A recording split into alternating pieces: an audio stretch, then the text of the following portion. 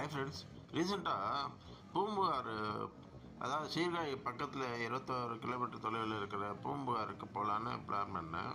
சூரிய உதயம் நல்லா தரிசனம் கிடைக்குன்னு காலையில் 5 காலுக்கு கிளம்பினா கூட கொஞ்சம் இப்போ வெளிச்சம் வர ஆரம்பிச்சிடுது.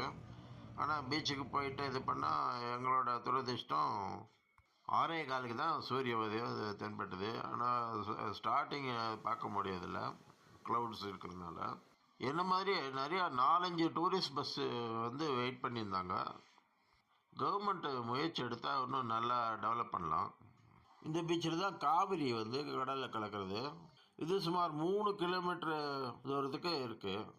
கடல் அரி தடுக்கிறதுக்காக ரீசெண்டாக தான் நிறையா கருங்கல் எல்லாம் புதைச்சிருக்காங்க.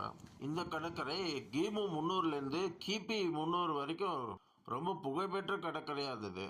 கொஞ்ச காலத்துக்கு இது முற்கால சோழர் மன்னர்களோட தலைநகராகவும் இருந்தது.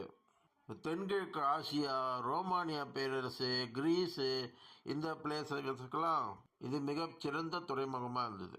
இதனோட பெருமையை தெரிஞ்சுக்கிறதுனா இளங்கோவடிகள் எழுதிய சிலப்பதிகாரம், சீதலை சாத்தனத்திலே மணிமேகலை, இந்த காவியங்கள் எல்லாம் இந்த பூம்புகாரை பற்றி ரொம்ப சிறப்பாக பாடியிருக்குது, சொல்லப்பட்டிருக்கு. இது அப்போத்தைய பேர் பூஹார்னு பேர்.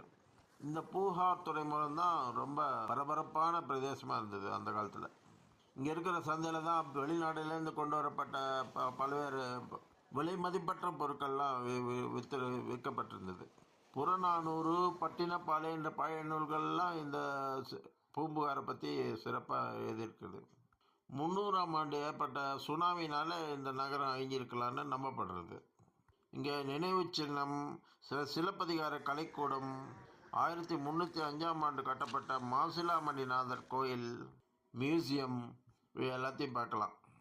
சிலப்பதிகாரத்தோட நாயகி கண்ணகியோட கதையும் நல்லா சிற்பமாக செதுக்கப்பட்டிருக்கு.